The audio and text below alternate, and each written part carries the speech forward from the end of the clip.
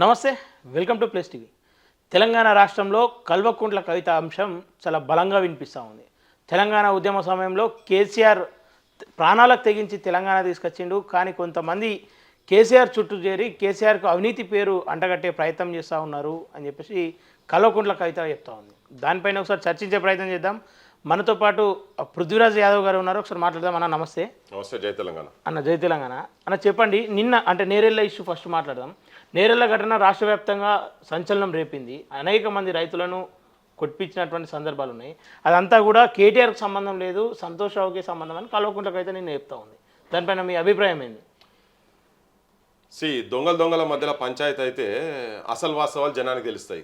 ఇన్ని రోజుల నుంచి మా బుట్టలో మొత్తుకుంటుంటే వీళ్ళకి ఏదో కావాలని పడిరాకనో ఏదోటి అన్నారు కదా. ఇలా వాళ్ళ కుటుంబంలో బయటకు వచ్చి చెప్పిండ్రు. ఇదంతా పాపం అందరిది కలిపి ఉన్నది. ఇన్ని రోజులు మాట్లాడలే కదా ఆమె. మరి ఇప్పుడు మాట్లాడుతుంటే ఇప్పుడు వాస్తవాలు అయితే మాట్లాడుతుంది. మా బుట్టలో మాట్లాడినని ఫ్యాక్ట్స్ అని తేలింది కదా.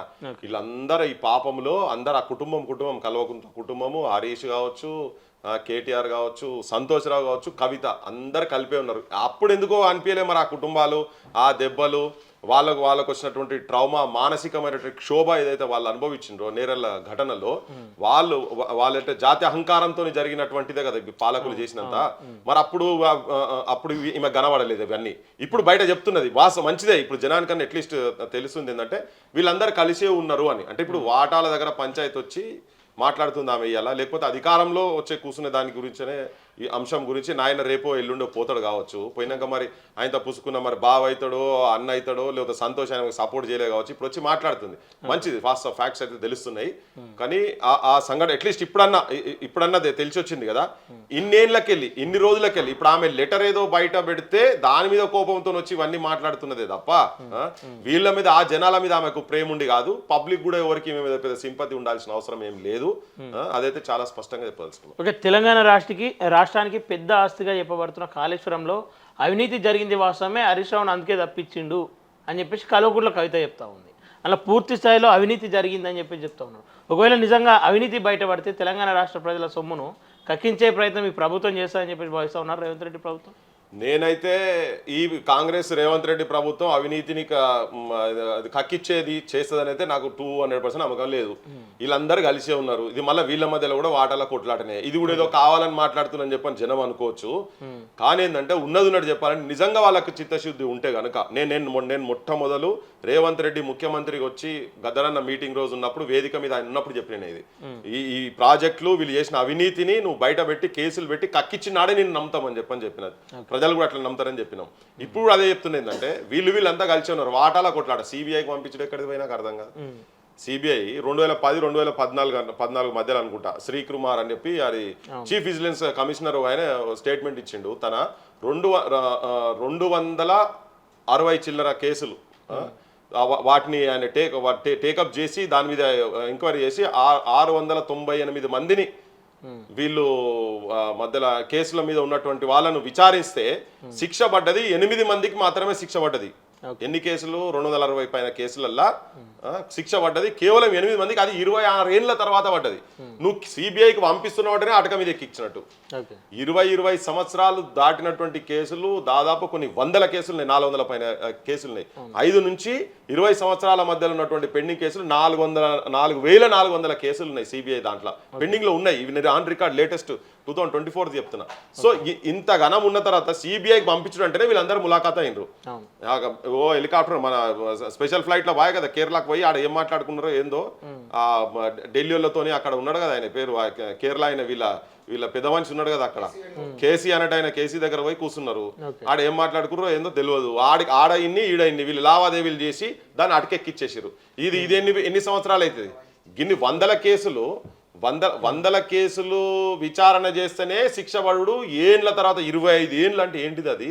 సో ఇప్పుడు ఈ లోపల కేసీఆర్ కాదు, కేసీఆర్ మనవాడు కూడా దగ్గరికి పడే కాడికి వచ్చే కాడికి తీసుకుపోయి పెట్టిరు. వీళ్ళంతా వాటాల పంచాయతీ. నాకు రేవంత్ రెడ్డి మీద కానీ కాంగ్రెస్ గవర్నమెంట్ మీద కానీ నమ్మకం లేదు. ఎందుకంటే మేఘా కృష్ణారెడ్డి దగ్గర పైసలు వీళ్ళు కూడా తీసుకున్నారు. బీజేపీ క్లియర్ గా డబుల్ బెడ్రూమ్ కట్టించినాం సెంట్రల్ జైల్లో, రెడీగా ఉండండి అని చెప్పి అధికారంలోకి వచ్చారు. ఇప్పుడు దాన్ని సిబిఐకి అప్పచెప్పారు. సిబిఐ కంటే ముందు ఒక కమిటీని ఏర్పాటు చేసి అనేక సార్లు అటు ఈటల రాజేందర్ కావచ్చు, హరీష్ రావు కావచ్చు ఎంక్వైరీ కూడా చేయడం జరిగింది. ఇదంతా తర్వాత సిబిఐకి అందించారు. ఇంట్లో తెలంగాణ ప్రభుత్వం ఫెయిల్ అయింది అనుకోవచ్చా మరి? 200% నేను చెప్తున్నా కదా, ఫెయిల్ కాదు, వీళ్ళందరూ కలిసి ఉన్నారు, ఇది బేరాలు జనం లోపల చూపిస్తేందుకు మాత్రం మేమేదో చేస్తున్నామని చెప్పుకున్నాడే తప్ప లేకపోతే ఇప్పుడు నేను ఒకటి చాలా క్లియర్ చెప్తున్నా, మన చేతులకి ఇది మైకి ఎవడన్నా పట్టుకొని ఉరికితే దొంగతనం కేసు పెడితే వచ్చి బొక్కల వారిస్తారు. ఏం లేని వాళ్ళని తీసుకుపోయి కూడా ఎంతో మందిని సెల్లలో తీసి పెట్టారు. 1,00,000 కోట్లకు సంబంధించినటువంటిది అది మనం చెప్పి వాళ్ళే మొత్తుకున్నారు కదా, ఢిల్లీలో కూడా మొత్తుకున్నారు కాళేశ్వరం ఏటీఎం అయిపోయిందని. ఈయననైతే మామూలు ఉపన్యాసాలు దంచలే ఈయన రేవంత్ రెడ్డి. సో వీళ్ళంతా కాంగ్రెస్ వాళ్ళు అన్నారు, బీజేపీ వాళ్ళు అన్నారు, మరి అందరు చక్కగానే ఉన్నారు కదా, మరి ఆయన ఫామ్ హౌస్ ఎట్లా అంటున్నాడు? ఇది అన్ని ఉట్టి ఏంటంటే జనాన్ని మిస్మరైజ్ చేసేందుకు, వాడు చెప్పేటందుకు, వీళ్ళు అధికారంలోకి వచ్చేటందుకు బుకాయింపు చేసినటువంటి మాటలు. దీంతో తెలంగాణ ప్రజలు నష్టపోడు తప్ప ఆ పైసలన్నీ ఎవరైనా పైసలన్నీ జనమే కదా, పబ్లిక్ పైసలు అవి, మన చదువు పైసలు, పిల్లల తిండి పైసలు అవి. హాస్టల్లో ఉంటలోకి తిండి లేదు, ఇలా పిల్లలు బాత్రూమ్ పోయే పరిస్థితి లేదు, యూనివర్సిటీలో రిక్రూట్మెంట్ లేదు, 1000కి పైన ఉస్మానియాలో ఖాళీ ఉన్నాయి. ఇవన్నీ ఎవరి పైసలు ఇవన్నీ? వాళ్ళు దీన్ని కక్కియాల్సిన అవసరం ఉన్నది. కానీ ఈ పాలకులు ఏదో కక్కిస్తారనేది మాత్రం ఎక్కడ కూడా నాకైతే ఇసుమంత లేదు. వీళ్ళు వాటాల పంచాయతీ. ఇంకోటి ఆయన ఏం మాట్లాడుతున్నాడంటే గడికోసారి ముఖ్యమంత్రి, ఇది నేను వ్యక్తిగత కక్ష కాదు నాది అని మాట్లాడుతున్నారు. నీ వ్యక్తిగత కక్ష ఏందని? ఆయన మోసం చేసిండా, ద్రోహం చేసిండా, అవినీతి చేసిండా లేదా అనేది ఎంక్వైరీ చేసి బొక్కల వారేసి పైసలు వసూలు చేయాలి. కానీ నేను కక్ష సాధించా అంటే మరి దేని కూర్చున్నావు? మరి నువ్వు ఆ ముఖ్యమంత్రి పదవి దేనికి? దేని ఉగులాడుతందుకు కూర్చున్నావు? ఏం గడ్డి వీక్తున్నావు వాడా? అది కాదు కదా చేసేది. నువ్వు కేసులు పెట్టాలి. వీళ్ళందరూ కలిసి ఉన్నారు బై, వాటాలు పంచుకునే దాంట్లోనే జరుగుతున్నది ఇప్పుడు ఇదంతా. నాకు వీళ్ళు ఎవరి మీద పెద్ద నమ్మకం లేదు. కొత్త వ్యవస్థ రావాల్సిందే వీళ్ళ మీద. అంటే తప్పు చేసిన వాళ్ళు ఎవరిని కూడా సాధించాలని గతంలో కేసీఆర్ చెప్పిన మాటలు ఇలా కల్వకుంట్లకు అయితే పార్టీ నుండి సస్పెండ్ చేసిండు. నిజంగా కేసీఆర్ యోధుడే అని చెప్పేసి మరో ప్రచారం జరుపుతా ఉంది బీఆర్ఎస్ సోషల్ మీడియా. అంటే వాస్తవానికి యోధుడేనా కేసీఆర్? మరి ఎట్లా యోధుడు అవుతాడు? అసలు బిడ్డను కూడా పక్కన పెట్టేసింది. బిడ్డను పక్క పెట్టుడు అంటే ఇప్పుడు ఆ పిల్ల బయటకు వచ్చి మొత్తం కుటుంబం అందరూ ముంచుతుంది కాబట్టి ఇప్పుడు లాస్ట్ మినిట్లో చేసిండు. మరి మొదలెందుకు చేయలే ఈ పని? అసలు ఈయననే కదా అసలు జాగృతి అని. ఇప్పుడు ఏ సంస్థలనైనా కానీ దానికి అనుబంధ సంస్థగా ఉండేటువంటి ఇప్పుడు విద్యార్థి విభాగాలు కావచ్చు, ఇవన్నీ ఎప్పుడు కూడా జాగృతిని వీళ్ళు ఎక్కడ ఓన్ చేసింది కాదు కదా. అసలు జాగృతి అనే సంస్థ ఎట్లా నడపనిచ్చిండు? బిడ్డానే కదా. వేరేటోళ్ళు ఎవరన్నా అట్లా ఉన్న సంఘం పెడితే ఉంటుందా? వేరే సంఘంలో ఎవరైనా మీటింగ్ పెడితేనే సస్పెండ్ చేసి పడేసి పార్టీకి వెళ్ళి డిస్మిస్ చేస్తారు కదా. ఆయననే ఇవన్నీ ఎంకరేజ్ చేసిండు. బిడ్డ మీద ప్రేమతోని మమకారంతో ఎంటైర్ తెలంగాణలో ఉన్నటువంటి మహిళా నాయకత్వాన్ని మొత్తం గడ్డపారతో ఒడిసిండు ఆయన ఛాతిలా. ఎంతో మంది వాళ్ళ భవిష్యత్తులో నాశనం చేసిన టీఆర్ఎస్ లో కూడా కేవలం బిడ్డను దృష్టిలో పెట్టుకొని. ఎందుకంటే బిడ్డ కన్నా టాలెంటెడ్ చాలా మంది ఉండే, వాళ్ళందరికీ ఎవరికి అవకాశం ఇచ్చినా కానీ మేము దాటిపోతారనే ఉద్దేశంతో ఆమె ఒక్కరే అసలు మహిళా మంత్రి లేకుండా నడిపిండు కదా. ఇలా చాలా మంది కొంతమంది మాట్లాడుతున్నారు ఆడామే కనుక ఈమెకు వివక్ష ఉన్నది అది అని. అన్ని బక్వాస్ మాటలు ఇవన్నీ. కొంత మీడియా వాళ్ళు కూడా అక్కడిక్కడ మాట్లాడుతున్నట్టు కనబడుతున్నది. ఇవన్నీ బేకార్ మాటలు. తెలంగాణ సమాజమా జర గుర్తుపెట్టుకోండి. బిడ్డ మీద ఉన్న ప్రేమతోటి బిడ్డను నాయకత్వం నిలిపేటందుకు ఆయన చెయ్యని ప్రయత్నం లేదు కేసీఆర్ అంటే. ఆయనే అదేంటంటే అది తొండ ముదిరి ఉసరవేలు అయినట్టు ఇప్పుడు ఆమె ఆ స్థాయికి వచ్చింది కాబట్టినే ఆ ఉన్నోళ్ళందరినీ కూడా తీసుకొని ముంచుతున్నది. పోనీ ఇవేనా ఏం సక్కం పూసబోయ్ ఆమె చేసిన పని ఏంటిది? తెలంగాణ పరువును బజార్లు పాతాళానికి ఇచ్చి ఢిల్లీ వీధుల కాడికెళ్ళి మాట్లాడుకునే స్థాయికి తీసుకుపోతే గొప్ప పని ఏం చేసింది? లిక్కర్ దందా, సారా దందా. ఎవడన్నా మందు అమ్మేటోళ్ళు ఆడోళ్ళు తాగుతారంటేనే అవమానకరంగా ఉంటుంది. అమ్మేటోళ్ళని అసలు ఊర్లలో ఎట్లా చూస్తారు? నేను చాలా సందర్భాలు చెప్పిన మళ్ళీ చెప్తున్నా. ఊర్లలో జనాలు ఎవరన్నా ఆడోళ్ళు లిక్కర్ దందా చేస్తే మంద అమ్మితే, ఎవరన్నా తాగే మంద అమ్మితే ఎవరు ఎట్లా చూస్తారు? ఈమె ఢిల్లీలో పోయి చేసి అంతా చేసి తిహార్ జైల్లో ఉన్న ఆమె మీద సింపతి దేనికి నాకు అర్థం కాదు. తెలంగాణ ధనాన్ని దోసుకొని ఆమెనే చెప్పింది నాకు పెళ్లి చేసేందుకు మా నాయనకు బాగా కష్టమైందని చెప్పని. మరి తల్లి ఇలా తెలంగాణ మొత్తం ఉన్న ఆడోళ్ళందరికీ మీరు పెళ్లి చేసే స్థాయికి పోయారు మీరంతా. ఇవన్నీ తెలంగాణ సొమ్ము కదా. ఇంకోటి ఇది ఒకటే కాదు, ఇది ఒకటే కాదు. ఇప్పుడు నీకు పెద్ద ఎత్తున భూదందా జరిగింది. కొన్ని లక్షల కోట్ల రూపాయల ట్రాన్సాక్షన్స్ అటు ఇటు జరిగినాయి. రాత్రి నీ పేరు మీద ఉంటుంది, తెల్లారి నా పేరు మీద ఉంటుంది. రాత్రి గవర్నమెంట్ పేరు మీద ఉంటుంది, తెల్లారి ప్రైవేట్ వాళ్ళ పేరు మీద ఉంటుంది. ఇట్లా కొన్ని వేల లక్షల కోట్ల రూపాయలు వీళ్ళు సంపాదించారు. ఇవన్నీ కూడా కక్కియాల్సిన అవసరం ఉన్నది. అన్ని స్కామ్లే కదా వాళ్ళు చేసిన. సాధ్యమవుతుందా ఇటు సెంట్రల్ గవర్నమెంట్ కావచ్చు, ఇటు స్టేట్ గవర్నమెంట్ ఇది సాధ్యమైతే వాళ్ళిద్దరితో కేసీఆర్ కుటుంబం నుండి కక్కించేంత? ఇప్పుడు వాళ్ళు ఈయన జుట్టు తీసుకుపోయి సెంట్రల్ చేతిలో పెట్టిండు. రాజకీయ అవసరాల గురించి ఇప్పుడు గత అనుభవాలతోటి ఇప్పుడు సెంటర్ కూడా సుగుణా చౌదరిలు ఇటువంటి వాళ్ళని అందరిని తీసుకొని బయట స్కాములు చేసిన వాళ్ళందరూ బీజేపీకి జై అంటే వాళ్ళు కూడా కాముకునేటువంటి సిచ్యువేషన్స్ మనం గతంలో చాలా మంది చూసినాం కదా. పునీతులు అవుతారు అన్నట్టు అందులో పోయి. ఇప్పుడు వీళ్ళు పట్టుకుంటారు. రేపు ఇక్కడ వాళ్ళ రాజకీయ అవసరాల గురించి వాడుకునేటట్టుగా ఈయన వీళ్ళ జుట్టును తీసుకుపోయి ఇచ్చిండు. మరి అసలు రాహుల్ గాంధీ ఏమనుకుంటుండు ఏమో నాకు అర్థమైతే లేదు. ఆయననేమో సిబిఐ ఈడీలు ఇవన్నీ మోడీ జేబు సంస్థలు వాళ్ళు ఎట్లా పడితే అట్లా వాళ్ళు ఎట్లా చెప్తే అట్లా వీళ్ళు నడుస్తారని చెప్పని చెప్పినోడు మరి వాళ్ళ చేతులు ఎట్లా పెట్టి ఈ ముఖ్యమంత్రి కూడా 2 రోజుల ముందు కూడా మాట్లాడిండు ఆయన కరెక్ట్ ఇది జరగకున్న అంటే ఈయన సిబిఐకి ఇచ్చే కన్నా 2 రోజుల ముందు కూడా ఈ ముఖ్యమంత్రి మాట్లాడిండు వీళ్ళ మీద సిబిఐ ఇవన్నీ ఏజెన్సీలన్నీ వాళ్ళ సంస్థలు వాళ్ళు ఎట్లా చెప్తే అట్లా వింటున్నాయి రాజకీయ కక్షలు సాధించేందుకు వీళ్ళు ఈ సంస్థలను వాడుకుంటున్నారు ఉపయోగించుకుంటున్నారు అని చెప్పిండు కదా మరి మళ్ళీ ఈయన ఎందుకు ఇచ్చినట్టు అంటే పబ్లిక్ పిక్చర్లు ఇప్పుడు ఈ కేసు ఎట్లా డైవర్ట్ అయ్యే అవకాశం ఉంది నిజంగా తెలంగాణ రాష్ట్ర ప్రజలకు 2 ఏళ్లుగా కాళేశ్వరం ఇదిగో కాళేశ్వరం ప్రాజెక్ట్ పైన అరెస్ట్ చేస్తామని 2 ఏళ్ళు గడిపిరు ఇప్పుడు మళ్ళీ సిబిఐకి అప్పచెప్పారు ఫైనల్గా మళ్ళీ ఎలక్షన్ల వరకు కొనసాగించే అవకాశం ఏమైనా కనిపిస్తూ ఉందా లే ఇప్పుడు ఇదంతా ఏం ఉండదు వాళ్ళ అవసరాలకి ఎక్కడన్నా వాడుకునే స్థాయి ఉండేది ఉంటే ఉంటది ఇప్పుడు ఈయనది కూడా ఓటు కేసు ఉన్నది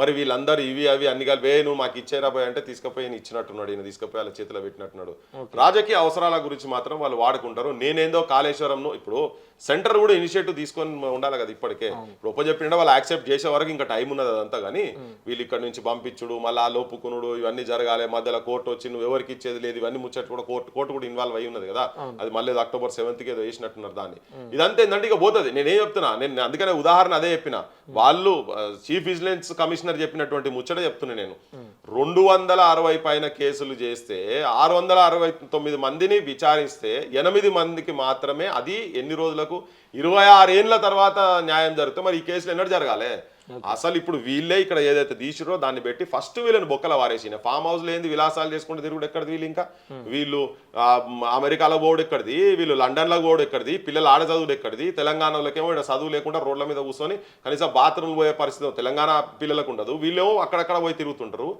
వీళ్ళేంది అవినీతి చేసి వీళ్ళు ఆమె అంటున్నది అంతా అనకొండాలని అలా కుటుంబం పెద్ద అవినీతి అనకొండాలి వాళ్ళు ఓకే గతంలో తెలంగాణ బతుకమ్మ అని చెప్పేసి కవితను నెత్తినెత్తుకున్న వాళ్ళే ఇలా కవితను అంటే అనేక మాటలు అంటూ ఉన్నారు ఇలా నిజంగా అట్లాంటి కవిత కోసం గతంలో మన బహుజన బతుకమ్మ అయినటువంటి విమలక్కన్ కావచ్చు వీళ్ళందరినీ రోడ్డు నేర్చింది కేసీఆర్ పాపం తగిలింది అనుకోవచ్చా ఇప్పుడు నేను పాప పుణ్యాల మీద పెద్ద నమ్మగాని ఇప్పుడు రోల్డ్ గోల్డ్ను తీసుకొచ్చి ఒరిజినల్ గోల్డ్గా ప్రొజెక్ట్ చేసే ప్రయత్నం చేసిండు కేసీఆర్ అదేంది ప్రభుత్వం ధనం ఇచ్చి ఈ బతుకమ్మ ఉద్యమాలు వీటన్నిటికీ ఒకవేళ నువ్వు తెలంగాణలో మహిళా లోకం కనుక అంటే నిజమైన గోల్డ్ విమలక్క ఓకే ఆమె ఉద్యమాలతో ఉన్నది ప్రజా పోరాటాలతో ఉన్నది ఆమె హోస్ తెలిసినప్పటి నుంచి జనం గొంతుకై పాడుతున్నది ఎన్నో ఉద్యమాలకు ఆమె సాక్ష్యం ఓకే తనను కౌంటర్ చేసేందుకు తనని ఇంట్లోకెళ్ళి ఆయన గవర్నమెంట్ ఉన్నప్పుడు లిటరల్గా ఇంట్లోకెళ్ళి సామాన్ అంతా తీసి అవతల పరేసారు కంప్లీట్గా ఏది ఆ ఎన్టీఆర్ స్టేడియం ముంగట ఉన్నటువంటి ఇల్లు అవమానపరుచుకుంటూ ఇన్సల్ట్ చేసుకుంటూ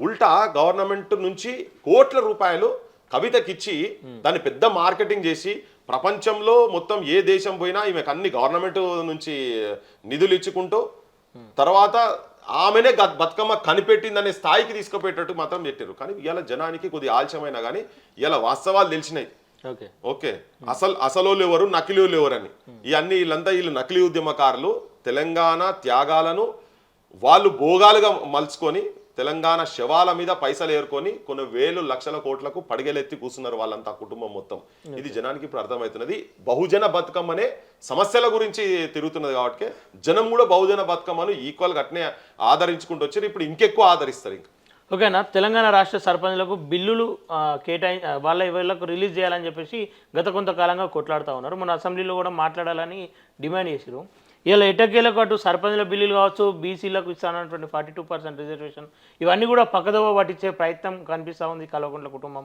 అలాగే రేవంత్ రెడ్డి కలిసి అని చెప్పేసి అనిపిస్తూ ఉంది ఏమనుకుంటున్నారు పక్కదోవ పట్టించే ప్రయత్నం చేసినా పక్కదోవ పోయేది ఏమి ఉండదు మా బొట్టలో మొత్తుకుంటూనే ఉన్నాం కదా ఈ సర్పంచ్లు ఇప్పుడు వేల కోట్ల రూపాయలు వాళ్ళ పార్టీలకు సంబంధించినటువంటి వాళ్లకు ఈవెన్ టీఆర్ఎస్లో ఉన్నటువంటి వాళ్ళకి కొన్ని పెండింగ్ బిల్లులు కూడా ఎమ్మెల్యేలు ఎమ్మెల్సీలకు సంబంధించిన పెండింగ్ బిల్లులు కూడా కాంగ్రెస్ గవర్నమెంట్ ఇస్తున్నది కానీ సర్పంచ్ల 600 కోట్ల రూపాయలు ఉన్నటువంటి బిల్లులు చితికిపోయిండ్రు వాళ్ళ కుటుంబాలు ఆగమైనాయి కంప్లీట్గా ఆగమైనాయి బజార్ పాలైనరు ఈ ముఖ్యమంత్రి పుస్తెమట్టలు తప్ప మీ దగ్గర ఏమీ మిగలలేదు మీరు అవి అమ్ముకోవాల్సిన పరిస్థితి వచ్చింది అని చెప్పని ఈ ముఖ్యమంత్రి పిసిసి ప్రెసిడెంట్ ఉన్నప్పుడు సర్పంచ్ల మీటింగ్లకు వచ్చి అన్నాడు అని మీరు తిరగబడండి మేము ఉన్నాము మీ గురించి కొట్లాడతాం రాగానే వెంటనే ఇచ్చేస్తాం 30 రోజులు ఏదో చెప్పిండు ఆయన డెడ్ లైన్ చెప్పిండు ఇప్పుడు వచ్చిన తర్వాత ఇప్పుడేమంటాడు మాకేం సంబంధం అని ఇప్పుడు అంటాడు మొన్న మొత్తుకుంటే 150 కోట్ల రూపాయలు రిలీజ్ చేసి అంటే మీరు ఉన్నోళ్లకు మీకోళ్ళకు మాత్రం ఇచ్చుకుంటున్నారు. కానీ ఇలా సర్పంచ్ల పరిస్థితి ఏంటంటే ఆర్థికంగా చాలా ఘోరం ఉండి ఆ ఉన్న పానం కూడా ఇప్పుడు పుస్తకం పెట్టాలని అమ్ముకున్నారు, అయిపోయింది. ఇక ఉన్నది మిగిలింది పానం. ఏంటంటే వాడు వచ్చి ఇంటికాడ తిట్టిపోతుంటే ఆ అవమానాలు భరించలేక ఆత్మహత్యలు జరుగుతున్నాయి. ఆ ఆత్మహత్యలు ఆపే పనిలో ఉండాలి అని కూడా చెప్పినాము. అంటే వీళ్ళు శాంక్షన్ చేయాలి. మధ్యలో నేను మొన్న లాస్ట్ టైం నేను ప్రెస్ లో మాట్లాడినప్పుడు చెప్పిన, నాతోని కొంతమంది సర్పంచులు వాళ్ళ పరిస్థితి మానసిక స్థితి ఎట్లున్నదంటే, అన్న ఇక ఏం లేదన్నా, యాదిరెడ్డి ఎట్లయితే పోయి పార్లమెంట్ ముంగట ఆత్మహత్య చేసుకున్నాడో మేము కూడా వచ్చి అసెంబ్లీ ముంగట మేము కూడా ఆత్మహత్య చేసుకునే పరిస్థితి ఉందన్న అని చాలా ఆందోళనగా ఆవేదన ఉండి చాలా డౌన్ అయ్యి కళ్ళల్లా నీళ్లు తిరుక్కుంటే చెప్పినటువంటి మాటలు, కరే అట్లా కాదయా, మీరు అట్లా కాదు, మీరు అట్లా చేసినా మీరు బిల్లు వస్తాయి అనుకుంటారా, ఇప్పుడు ఇంత ముందులోకి అట్లా రాలే కదా, మనం కొట్లాడదాం కానీ మీరు ఈ పని చేయకండి అని చెప్పని. లేకపోతే ఇవాళకి తెలంగాణ మొత్తం ఆగమవుతుండే. ఇప్పుడు ఎవరైనా చూసేటోడు ఉంటే కూడా అలా గవర్నమెంట్ కావచ్చు, బట్టి కావచ్చు, ఇంకెవరైనా చూసేటోళ్ళు ఉంటే కూడా మీరు వెంటనే దీన్ని దీర్ఘంగా ఇది చాలా ప్రమాదకరమైన అంశంగా తయారై ఉంటుంది. రేపు తెలంగాణ చరిత్రలో అసెంబ్లీ ముంగట సర్పంచులు బిల్లులు ఇవ్వకుండా ఆత్మహత్యలు చేసుకున్నారనే స్థాయికి మీరు పోకండి. వాళ్ళ మానసిక స్థితి అట్లున్నది, వాళ్ళని కాపాడుకోవాలి. ఓ రాష్ట్రపతి ఆత్మహత్య చేసుకున్నట్టు రిపీటెడ్గా చెప్తున్నా, ఇప్పుడు కూడా మళ్ళీ చెప్తున్నా. తర్వాత అది కొట్లాడుతూనే ఉంటాం. బీసీలకు సంబంధించినటువంటి 42% అనేది అయితే ఉందో అది వాళ్ళు బరాబర్ చేయాల్సిందే. కొన్ని రాజకీయాలు ఏదో కథలు పడుతున్నారు కానీ ప్రజలు చైతన్యవంతులైనరు, ఇలా యువకులు చైతన్యవంతులైనరు. యూనివర్సిటీలలో కూడా దీని మీద డిస్కషన్ స్టార్ట్ అవుతున్నది. ఏ కేంద్రాలు అయితే ఒపీనియన్ మేకర్స్ ను తయారు చేస్తారో, ఎక్కడి నుంచి అయితే నిజంగా మేధస్సు ఉన్నటువంటి క్షేత్రాలలో దీని మీద చాలా తీవ్రమైనటువంటి స్ట్రగుల్ జరుగుతున్నది, మేధోమదనం జరుగుతున్నది, జనం దగ్గర కూడా పోతుంది. దాని ఇప్పుడు కాదు, ఇది ఒక పొలిటికల్ ఎజెండాగా తయారు కాబోతున్నది రానున్న కాలంలో. ఈవెన్ పీసీస్కు చట్టసభల రిజర్వేషన్స్ అనే అంశాలను కూడా తీసుకొని మేము పోతాము, దాని మీద కొట్లాట చేస్తాము, సాధిస్తాము. ఈ మధ్య కాలంలో రేవంత్ రెడ్డి కూడా ఉస్మానియా యూనివర్సిటీకి రావడం జరిగింది, మళ్ళీ కూడా వస్తా అని చెప్పేసి సవాల్ చేసిండు. నిజంగా విద్యార్థి నాయకులతో మాట్లాడే ప్రయత్నాలు చేయకుండా, విద్యార్థులతో ఎవరితో కూడా చర్చలు చేయకుండా, సంఘాలతో చర్చలు చేయకుండా ఉస్మానియా యూనివర్సిటీకి రావడం వల్ల ఏదైనా ఉపయోగం ఉందని చెప్పేసి అనుకుంటారా? ఇప్పుడు వీళ్ళు రాగానే మొట్టమొదటిసారి ఆయన ప్రమాణ స్వీకారం చేసుకుంటా ఎల్బీ స్టేడియంలో చెప్పిండు, ఇనుప కంచెలు నేను ఇక్కడ మాట్లాడుతున్నా అక్కడ ఇనుప కంచెలు పోతున్నాయని. అవును, బుద్ధి ఉండాలి ముఖ్యమంత్రికి, ఏమైనా తలకాయ ఉన్నాడా ఏమన్నా. మొత్తం యూనివర్సిటీ అంతా కంచెలు పెట్టేసేసిండు. ఆయన అన్నాడు ఉస్మానియా యూనివర్సిటీ అంటే తెలంగాణ అని. ఆయన ఆ వేదిక మీద మాట్లాడుకుంటే అన్నాడు కదా, అంటే నువ్వు ఉస్మానియా యూనివర్సిటీ కంచెలు పెడితే నువ్వు తెలంగాణ మొత్తం కంచెలు పెట్టినవు అయినావు కదా. ఇప్పుడు ఆ ఘనత ఈ ముఖ్యమంత్రికే దొరికింది, రేవంత్ రెడ్డికే దొరికింది. అదెక్కడి పైశాచికమో నాకు అర్థమైతలేదు, పిశాచ ఆనందం ఏందో నాకు తెలియదు. కానీ కంచెలు పెట్టి నువ్వు వచ్చుడేంది పోయి నాకు అర్థం కాదు. నువ్వు వాక్ స్వాతంత్రం, వాక్ స్వేచ్ఛ ఉన్నదే ఆ గడ్డ మీద అన్నావు కదా. మరి అక్కడ మేధావులు ఉంటే నీకు అంత దమ్ముంటే నువ్వు వచ్చి వీళ్ళతో అట్లీస్ట్ మాట్లాడాలి కదా. ఇప్పుడంటే దానికి పోస్ట్ పోన్ చేసి వచ్చేసరికి నేను చెప్తున్నా, మా వాళ్ళు ఎవరికి, మా కమిషనర్కి చెప్తున్నా, నా డీజీపీకి చెప్తున్నా, మీరు ఎవరు ఒక్క పోలీసు వాళ్ళు కూడా ఉండొద్దు, విద్యార్థులతో నేను డైరెక్ట్ ఇంటరాక్ట్ అవుతా, ఇవన్నీ ఫాల్తు మాటలు ఇవన్నీ. రాజకీయ స్వార్థపరుల వాళ్ళలో పడకూడదు, మీరు అందరు కూడా ఆలోచించాలి. ప్రభుత్వం మీ పక్షాన ఉంది, విద్య ఒకటే నేను అందించగలను, మీకు అది అందిస్తా అని చెప్పేసి చెప్పుకుంటూ వచ్చింది. 2 ఏళ్ల నుంచి ముఖ్యమంత్రి ఏం చేస్తున్నావా, ఎవరి సంకనాక తిరుగుతున్నావు ఢిల్లీకి. ఇప్పుడు 1000 వేకెన్సీలు ఉన్నాయి, ఒక 100 మందిని నీ ముఖానికి రిక్రూట్మెంట్ చేసి ఆడికి వస్తే నేను 100 మందిని చేసిన ఈ 2 ఏళ్ళల్లో, ఇంకో 6 నెలల్లో ఇంకో 500 మందిని చేస్తా అని చెప్పాలి. 2 లక్షల ఉద్యోగాలు ఇస్తా అని చెప్పి నువ్వు, నీ రాహుల్ గాంధీ, నీ ప్రియాంక గాంధీ హైదరాబాద్కి వచ్చి ఈడ తిరిగి యాడ మీటింగ్ ఉంటే యాడ యువకుని ఉంటాడు ఉండి, నేను కూడా యూత్నే నీ లెక్క జీన్స్ వేసుకున్నా, టీ షర్ట్ వేసుకున్నాను, ఆయన తిరిగిండు, ఈయన కూడా గట్టినే వచ్చి చెప్పిండు కదా, మొత్తుకున్నాడు కదా. మరి ఇస్తే పంచాయతీ లేదు కదా, ఉద్యోగాలు రాలేదని చెప్పి పంచాయతీ, రిక్రూట్మెంట్ లేవని పంచాయతీ, ఏమి ఇచ్చినావో యూనివర్సిటీలోకి ఏ ముఖం పెట్టుకొని వచ్చినావు నువ్వు రేవంత్ రెడ్డి? మళ్ళీ వస్తాడంట, మళ్ళీ వస్తాడు ఇజ్జతి లేని ముఖం. అరే ఇప్పుడు నువ్వు ఆల్రెడీ చెప్పినావు, పెట్టిన వాళ్ళ పెట్టి మేనిఫెస్టోలో పెట్టినావు. ఇంకోటి మీకు లేకుంటే 4,000 రూపాయల నిరుద్యోగ వృత్తి ఇచ్చి మీకు ఆర్థికంగా కారం పొడి నూనె పెట్టుకొని చదువుతారు నాయన, మీకు ఏమి లేవు, నేను ఆదుకుంటాను అప్పుడు చెప్తే మా వాళ్ళందరూ నమ్మిర్రు, అందరూ నమ్మినా, మేము కూడా నమ్మినంలే. నమ్మిన అరే నిజంగానే పాపం అంతకన్నా మంచోడు వెళ్తాడంటే ఈయన అంతకన్నా అష్టదరిద్రంగా ఈ ముఖ్యమంత్రి వెళ్ళిండు, రేవంత్ రెడ్డి వెళ్ళిండు. సో ఇప్పుడు ఆయన ఏమైనా చేసి వచ్చేది ఉంటే ఏమైనా ఉండు. ఇప్పుడు నేను భవిష్యత్తులో చేస్తా అంటే ఇగో ఆయన్నే మస్తు సార్లు చెప్తాను, నేను అబద్ధాలు జనం వినదలుచుకున్నారు, నేను అబద్ధాలు రాజకీయ నాయకులు ఎంత అబద్ధాలు చెప్తే జనం అంత వింటారని ఆయన అబద్ధాలు చెప్తా అని చెప్పి ఆయనే చెప్పుకుంటున్నాడు. జనం మనం యువతరము వాళ్ళు ఇప్పుడు మేల్కున్నారు, వాళ్ళకు కూడా అర్థమైంది ఇదంతా ఉట్టి డబ్బా, ఇదంతా ఉట్టిదే అని చెప్పని. ఇది బోగస్ మాటలు. హైదరాబాద్లో ఒక నానుడు ఉంటుంది, ఓ క్యాద్ మే పూరా ఫేకువే ఉన్నాను అంటే ఫేక్తాడు అనేది. ఫేకుడు అంటే ఉట్టి గాలి మాటలు మాట్లాడుకోండి. ఈ రేవంత్ రెడ్డి ముఖ్యమంత్రి కూడా ఉట్టి గాలి మాటలు గవారగాలు అంటారు కదా, అటువంటి బాపతి మనిషి రేవంత్ రెడ్డి. ఓకే అన్న, ఫైనల్గా కల్వకుంట్ల కవిత పైనే రాష్ట్ర రాజకీయాలంతా కూడా ఆమె వైపు చూస్తూ ఉన్నాయి. ఇప్పుడు అంత ఇంపార్టెంట్ ఆమె వార్తలు, ఇప్పుడు ఆమె ప్రజల అంశాలు పక్కన పెట్టిరు, బీసీలను పక్కన పెట్టిరు, ఇటు మార్వాడి ఇష్యూను పక్కన పెట్టిర్రు, అనేక సమస్యలను పక్కన పెట్టి కేవలం కవితపైనే ఫోకస్ చేస్తూ ఉన్నారు. అటు రాష్ట్ర ప్రభుత్వం కావచ్చు, ఇటు మీడియా కావచ్చు. ఏం చెప్పదలుచుకోరు వాళ్ళకు? ఈ నిమిషంలో వాస్తవంగానే చెప్పాలి, ఈ నిమిషంలో నువ్వు ఏ కాలేజీలకు పోయినా, జూనియర్ కాలేజీలు కావచ్చు, డిగ్రీ కాలేజీలు కావచ్చు, స్కూల్స్ కావచ్చు, కనీసం ఆడోళ్ళు బాత్రూమ్ పోయేటందుకు, పిల్లలు బాత్రూమ్ పోయేటందుకు కూడా బాత్రూమ్ లేకుండా చుట్టూ ఇట్లా అడ్డం ఇట్లా నిలబడితే మధ్యలో ఆ అమ్మాయిలు పోయే సిచ్యువేషన్స్ మనం చాలా చూసినాం కదా. నేనైతే కొన్ని వందలాది బడులు చూసిన. పత్రికలకు, మీడియా వాళ్ళకు అటువంటిది వార్త ఇవాళ చాలా మంది ఆమెను చెప్పుకుంటా ఆత్మగౌరవము, మహిళలు మాట్లాడేటోళ్ళు కూడా నేను చెప్తున్నా. మరి మహిళలు కాదా? ఇవాళ అవుట్ సోర్సింగ్ ఉద్యోగాలు, లేకపోతే నిన్న ఏంది జీతాలు లేకుండా కుటుంబాలలో ఆత్మహత్యలు చేసుకుంటుంటే వాళ్ళ పరిస్థితి ఎట్లున్నది, వాళ్ళ ఆర్థిక పరిస్థితి ఎట్లున్నది? ఒక గవాళ్ళ దగ్గరికి గటువంటి రేపులకు గురైపోతున్నారు, వివక్షకు గురవుతున్నటువంటి కొన్ని వేల మంది ఆడోళ్ళ స్టోరీలు అవి హెడ్లైన్స్లు ఉండాలి. కవిత కట ఏందో నాట, ఆమెకి అవమానం జరిగిందట, ఆమెకు తిహారు లిక్కర్ రానికి అవమానం జరిగిందని శీర్షిక స్థాయిలో, పెద్ద తారా స్థాయిలో ఆమె బొమ్మలేసుడు రోజు పొద్దుగాల ఇటువంటి ఏం కనబడతలేవు. ఇప్పుడు నిరుద్యోగులకు సంబంధించినటువంటి వాళ్ళు రోజొక స్టోరీ అయింది బై గవర్నమెంట్కు. ఎంతమంది చచ్చిపోయారు నిరుద్యోగులు, ఉద్యోగాలు లేక అని చెప్పని ఆ స్టోరీలు కదా కావాల్సినవి. ఇలా గ్రామాలలో పల్లెలకు పోతే యూరియా దొరకక వాళ్ళు పడిగాపులు కాస్తున్నారు రోడ్ల మీద నిలబడి. ఈ ముఖ్యమంత్రి నెత్తికి అహంకారం ఎక్కిన ముఖ్యమంత్రి అట, ఈయనంటే లోపల అన్ని నుండి పబ్లికే ఉట్టిగా గావరపడుతున్నారు అని చెప్పి మాట్లాడుతున్నాడు. ఇజ్జత్ ఉండాలి, జనం తూ అనుకుంటున్నారు, ఈయనకు అర్థమైతే లేదు. కానీ అటువంటి అంశాలు హెడ్లైన్స్లో వేసి పెట్టి వాటిని పెట్టి గవర్నమెంట్ను అట్లీస్ట్ ప్రజలకు వాళ్ళకు కావాల్సిన అవసరాలను నెరవేర్చేటట్టుగా తయారు చేయాలి. కానీ ఈ కవిత కేసు ఏంది భయ్ నాకు అర్థం కానీ ఏం చేసేది అంతా ఉట్టిదే, ఎంత తమాషా. ఆనిముత్యంలో అందరిపైన ఆరోపణలు చేస్తూ ఉంది. నిజంగా కవిత ఆనిముత్యమేనా మరి?